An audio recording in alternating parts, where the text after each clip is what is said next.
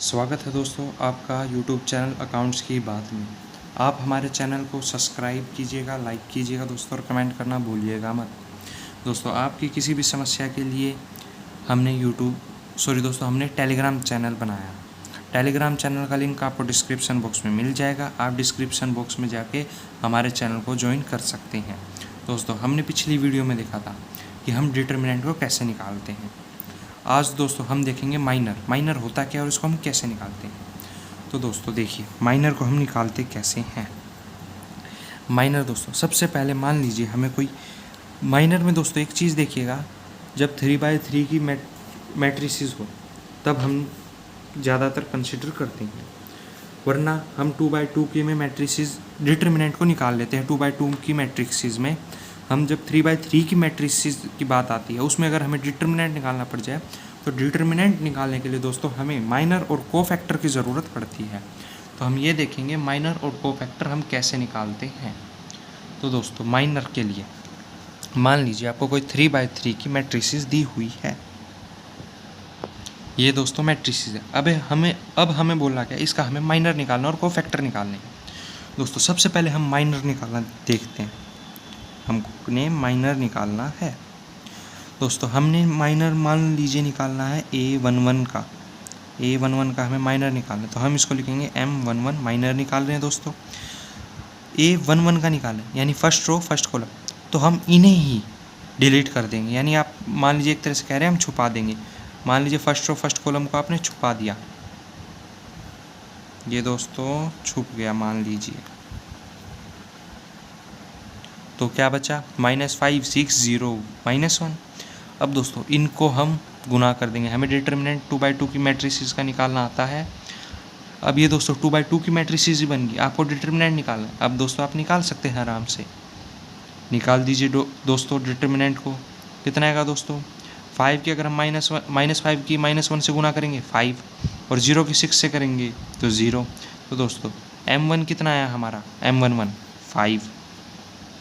वैसे ही दोस्तों हम M12 की बात करते हैं, यानी first row first column, sorry दोस्तों फर्स्ट रो सेकंड कॉलम। ये देखिए दोस्तों फर्स्ट रो सेकंड कॉलम को हमने डिलीट कर दिया, तो जो बचा उनकी हम गुना कर देंगे। गुना करने के बाद जो आएगा वो हमारा माइनर आ जाएगा। तो देखिए दोस्तों -4 -42 आएगा। अब इनको हम माइनस करेंगे तो ये दोनों प्लस हो जाएंगे क्योंकि दोनों ही माइनस के, माइनस का 46 आ गया। ऐसे हम माइनर को निकालते हैं। दोस्तों ये माइनर निकालना आपने डिटर्मिनेंट कैसे निकालते हैं उसमें देखा था। डिटर्मिनेंट निकाल रहे थे तब हमने ये माइनर का कॉन्सेप्ट निकाला था। अब हमने लेकिन माइनर में एक काम और किया था। जब हमने डिटर्मिनेंट निकाला था हमने एक काम और किया था। हमने ये देखा था कि -1 अगर दो फर्स्ट कॉलम फर्स्ट रो उन्हें जोड़ते हैं, जो बचता है अगर इवन नंबर हो तो हम यहाँ प्लस का साइन लगाते हैं, और ओड नंबर हो तो माइनस का साइन लगा देते हैं। तो दोस्तों हम उसे कहेंगे कोफैक्टर। मान लीजिए दोस्तों हमारा जो A11 आया वो 5 आया, जो माइनर है हमारा वो 5 आया।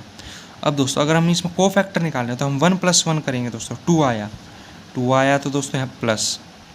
अब दोस्तों हम करेंगे M12 का निकालते हैं, माइनर का -46 आ गया दोस्तों। अब हम इन दोनों को जोड़ेंगे, 1 + 2 3 आ गया दोस्तों, तो हम इसके माइनस से मल्टीप्लाई कर देंगे तो ये प्लस का 46 हो जाएगा दोस्तों। अगर माइनस का ये नहीं कि उसे माइनस का ही रहने दे, माइनस का हो या ना हो हमें माइनस से गुना करनी है अगर उनका सम ओड आया तो इसे कहेंगे दोस्तों हम कोफैक्टर। उम्मीद है दोस्तों आपको माइनर और कोफैक्टर पता लग गए होंगे हम कैसे निकालते हैं। हम सबसे पहले माइनर को निकालेंगे। अगर हमें फर्स्ट रो फर्स्ट कॉलम बोला तो हम फर्स्ट रो फर्स्ट कॉलम को डिलीट कर देंगे। A11 का निकालना है दोस्तों, तो A11 में फर्स्ट रो फर्स्ट कॉलम आता है, तो हमने फर्स्ट रो फर्स्ट कॉलम को डिलीट किया, बाकी बची उनकी गुना करके हमने निकाल लिया माइनर। अब माइनर में हम ये चेक करेंगे कि अगर हमें कोफैक्टर निकालना, माइनर निकालने के बाद हम कोफैक्टर निकालेंगे। कोफैक्टर निकालने में हम ये देखेंगे उसका जो ऑर्डर है A11, तो वो उनका सम ओड आ रहा है कि इवन आ रहा है तो प्लस का हम लिखेंगे, और ओड आ रहा है तो हम नेगेटिव से मल्टीप्लाई कर देंगे।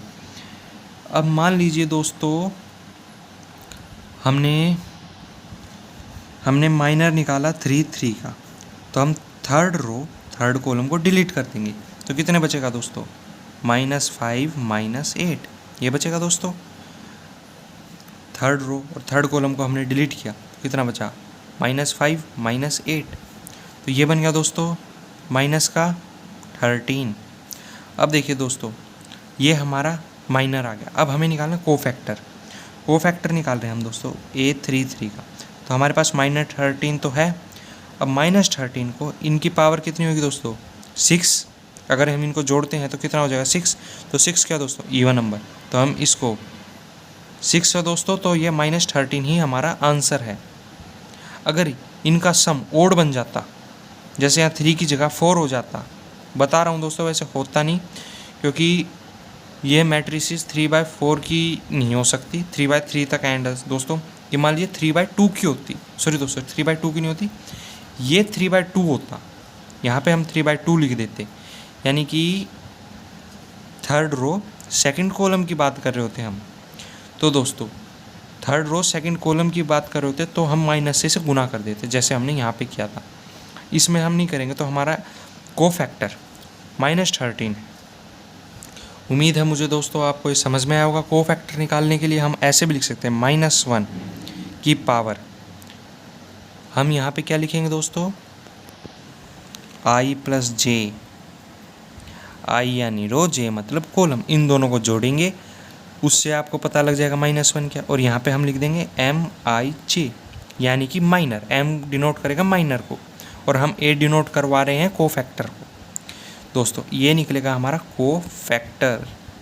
जिसका भी बोले दोस्तों हम इससे निकाल सकते हैं कोफैक्टर आराम से, कोई बड़ी बात नहीं है। और mij भी, यानी कि माइनर, यहाँ पे i मतलब रो और j मतलब कॉलम, निकाल सकते हैं दोस्तों। अब हम आगे बढ़ते हैं इस पॉइंट से। दोस्तों एक चीज़ और, अगर मान लीजिए हमें डिटर्मिनेंट निकालना पड़ जाए तो दोस्तों हम किसी भी रो और किसी भी कॉलम को पकड़ के उसका हम डिटर्मिनेंट निकाल सकते हैं, किसी के भी अलोंग। तो दोस्तों ये हमने माइनर निकाला, माइनर निकालेंगे दोस्तों तो हमें सब का निकालना पड़ेगा। अगर उसने बोला सब का निकालो, तो अगर उसने बोल दिया आप 0 एलिमेंट का कोफैक्टर निकालो, तो दोस्तों आप 0 एलिमेंट का निकाल सकते हैं। कैसे निकालेंगे दोस्तों, हम इसकी पोजीशन देखेंगे कहाँ पे है।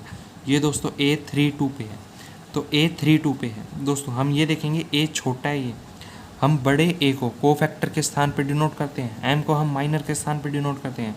छोटे A को दोस्तों हम मैट्रिक्स में हम लिखते थे, लेकिन हम छोटे A को डिटर्मिनेंट के स्थान पे भी अब यूज़ कर लेते हैं ज़्यादातर, हम जब गुना करते हैं तो। अब दोस्तों ये A32 के स्थान पे, तो हम A यानी थर्ड रो सेकंड कॉलम को डिलीट कर देंगे। थर्ड रो को दोस्तों डिलीट कर दिया और हमने सेकंड कॉलम को डिलीट कर दिया, तो बचा 1 4 3 6। हम इन्हें गुना कर देंगे दोस्तों, तो हमारा माइनर आ जाएगा। डिटर्मिनेंट निकालना दोस्तों, तो ऐसे ही हम डिटर्मिनेंट को निकालेंगे, लेकिन साथ में हम 0 से भी गुना कर देंगे, जिसका निकालना है उससे गुना कर देंगे अगर डिटर्मिनेंट हो तो।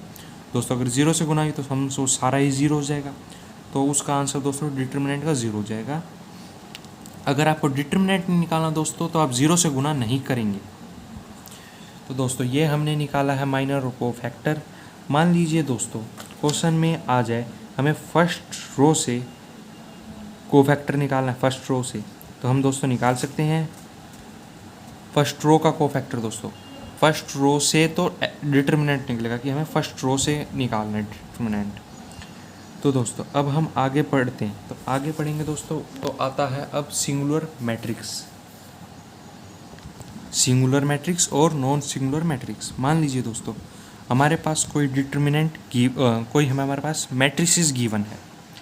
मैट्रिसेस गिवन होने के बाद दोस्तों हमें बोला गया ए का हमें डिटर्मिनेंट निकालना है। अगर ए का डिटर्मिनेंट 0 आ जाए तो दोस्तों ये क्या है, सिंगुलर मैट्रिक्स। और दोस्तों किसी ए का डिटर्मिनेंट 0 ना आए तो नॉन सिंगुलर मैट्रिक्स है ये। डिटर्मिनेंट आपको पहले निकाल के देखना पड़ेगा दोस्तों। 2/2 की आपने मैट्रिक्स दी हुई होगी, उसका डिटर्मिनेंट निकालिए, अगर 0 आ जाए तो वो सिंगुलर मैट्रिक्स कहलाएगी। या आपको बोल दो कोई सिंगुलर मैट्रिक्स है और उसका आपको कोई वैल्यू निकालने के लिए बोल दी जाए, तो आपको सिंगुलर मैट्रिक्स समझते ही आपको ये ध्यान रखना है उसका डिटर्मिनेंट 0 आएगा। तो दोस्तों अब हम आगे बढ़ते हैं। एक चीज़ और दोस्तों, हमें अगर कोई मैट्रिसेस दी हुई है, उसका हमें डिटर्मिनेंट निकालना है, तो डिटर्मिनेंट हम तभी निकाल पाएंगे तब वो स्क्वायर मैट्रिसेस होगी, यानी 3/3 की फॉर्म में, 2/2 की फॉर्म में, या फिर 4/4 की फॉर्म में। अगर वो 3/2 की में है, यानी वो रेक्टेंगुलर मैट्रिक्स है दोस्तों, तो रेक्टेंगुलर मैट्रिक्स का हम डिटर्मिनेंट नहीं निकाल सकते, ये बात ध्यान रखिएगा दोस्तों। तो अब हम देखते हैं प्रॉपर्टीज़ डिटर्मिनेंट्स की क्या क्या होती हैं। फर्स्ट प्रॉपर्टी दोस्तों क्या कहती है? फर्स्ट प्रॉपर्टी कहती है, मान लीजिए आप कोई डिटर्मिनेंट निकाल रहे हैं, मान लीजिए A1 A2 A3, ये हमने डिटर्मिनेंट लिख लिया दोस्तों। अब हम इसको क्या करें, हम इसकी रोज़ को कॉलम में चेंज कर दें, तो क्या होगा दोस्तों? मान लीजिए हमने अब इसका डिटर्मिनेंट निकाला, कर हम लिख लेते हैं A1। जब दोस्तों हम इसका डिटर्मिनेंट निकालेंगे तो कुछ ऐसी फॉर्म आएगी। तो दोस्तों अब हम इसके डिटर्मिनेंट का हमने रो को कॉलम में चेंज कर दिया, तो डिटर्मिनेंट कुछ ऐसा बन गया दोस्तों। देखिए यहाँ पे ये रो थी, ये कॉलम बन गई है, ये भी रो, ये कॉलम बन गई, ये रो, ये भी कॉलम बन गया। अब दोस्तों अब हम इसका भी डिटर्मिनेंट निकालेंगे। ये देखिए दोस्तों, हमने इसका डिटर्मिनेंट भी निकाला, लेकिन ये दोनों सेम आए, यानी कि हम अगर किसी भी डिटर्मिनेंट की रो को कॉलम में चेंज कर दिया, कॉलम को रो में चेंज कर दी, तो रिज़ल्ट सेम आएगा, उनमें कोई भी फ़र्क नहीं पड़ेगा दोस्तों। समझ गए होंगे दोस्तों आप मेरी बात को। मान लीजिए किसी भी डिटर्मिनेंट की हम रो को कॉलम में चेंज कर दें या कॉलम को रो में चेंज कर दें, तो उससे कोई फ़र्क नहीं पड़ेगा, दोनों का डिटर्मिनेंट सेम आएगा। ये मेरे कहने का मतलब ये है दोस्तों।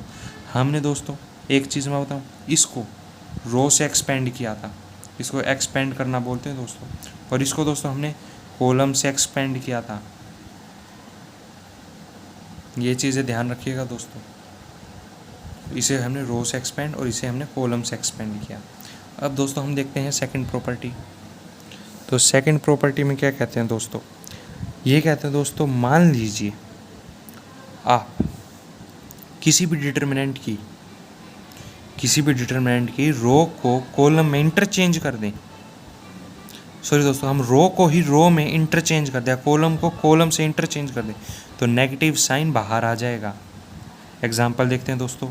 मान लीजिए दोस्तों ये एक डिटर्मिनेंट है, इसका हमने निकाला नहीं है दोस्तों, एक्सपेंड हम इसको नहीं कर रहे, हम दोस्तों थोड़ा जल्दी आपको प्रॉपर्टी बता रहे हैं, हम इसको एक्सपेंड करके आपको सोल्व करना नहीं बता रहे। मान लीजिए दोस्तों कोई एक डिटर्मिनेंट, हमें ये डिटर्मिनेंट दिया हुआ है, हमने इसको इंटरचेंज किया, यानी हमने क्या किया दोस्तों, हमने रो को इंटरचेंज कर दिया। किस रो को?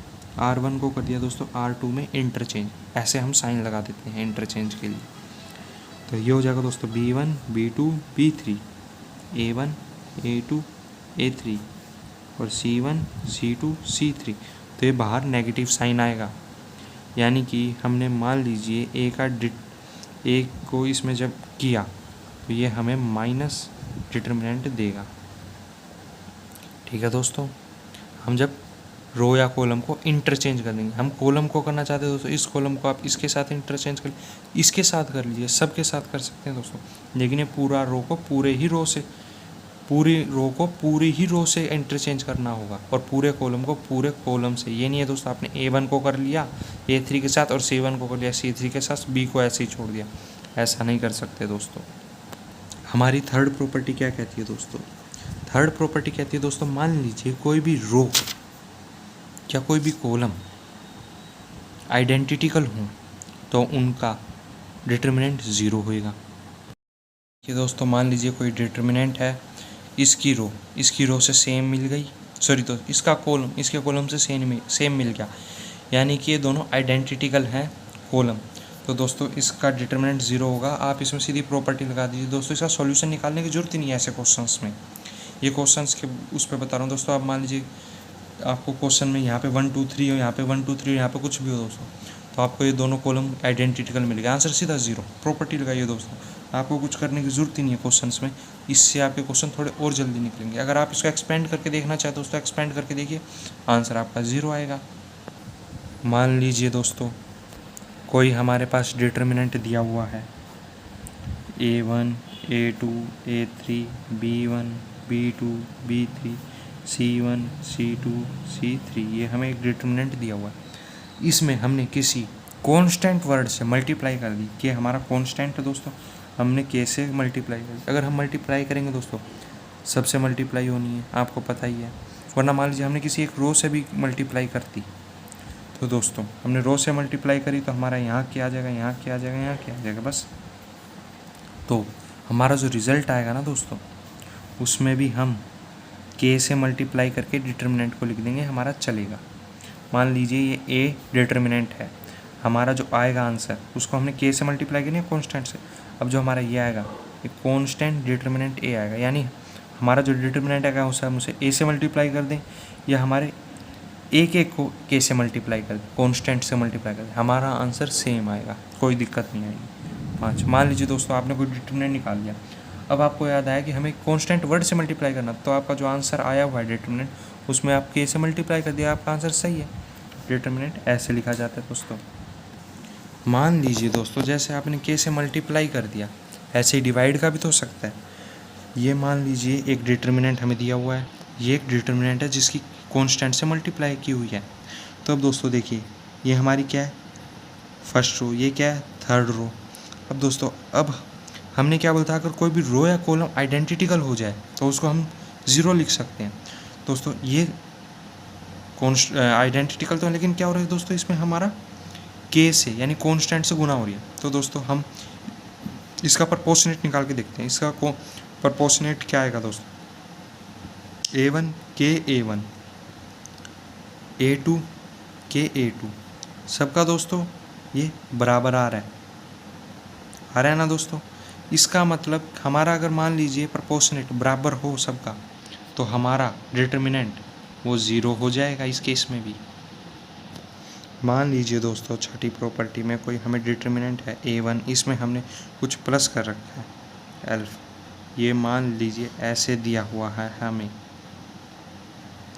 यहाँ पे B1 B2 B3 C1 C2 C3, ये ऐड का साइन लगाया हुआ है दोस्तों। तो हम इसको कैसे लिख सकते हैं, हम इसको ऐसे लिख सकते हैं, ऐसे लिखेंगे दोस्तों। हमने A1 वाली लाइन यहाँ लिख दी और अल्फ़ा 1 वाली लाइन यहाँ लिख दी, इसको हम ऐसे लिख सकते हैं, कोई दिक्कत नहीं है दोस्तों। और मान लीजिए कोई आपको ऐसे दी हुई है जिसमें रो और कॉलम ऐसे सेम हो, या मान लीजिए ये एक ही रो सेम हो, तो हम इन दोनों को ऐसे जोड़ के इस तरीके से लिख सकते हैं, कोई दिक्कत नहीं है दोस्तों। हम ऐसे में गुना में भी लिख सकते हैं, मान लीजिए यहाँ पे 45 हो दोस्तों, और ऐसे कोई आइडेंटिकल मैट्रिक्स बन रही हो 5 × 9, यहाँ पे मान लीजिए दोस्तों 5 हो, तो यहाँ पे हम लिख सकते हैं 5 × 9 45 है, 5 × 9 लिख सकते हैं, और यहाँ पे 5 है। तो दोस्तों हम ऐसे में गुना में ले आ जाएगा, तो दोस्तों हम ऐसे भी अलग कर सकते हैं, वरना हम जोड़ के ही लिख लेंगे दोस्तों। उसमें क्या है, यहाँ पे 45 था दोस्तों, आप यहाँ पे लिख लीजिए 5 + 44 वाली लाइन आप अलग कर दीजिए, यहाँ पे 5 बच जाएगा, यहाँ भी 5 है दोस्तों पूरी रो में, तो आइडेंटिकल होगी दोस्तों, तो आपका आंसर इस डिटर्मिनेंट का तो 0 हो जाएगा। जो दूसरा डिटर्मिनेंट है दोस्तों आप उसको एक्सपेंड कर दीजिए, सिंपल दोस्तों। तो दोस्तों आज की वीडियो में इतना ही, धन्यवाद।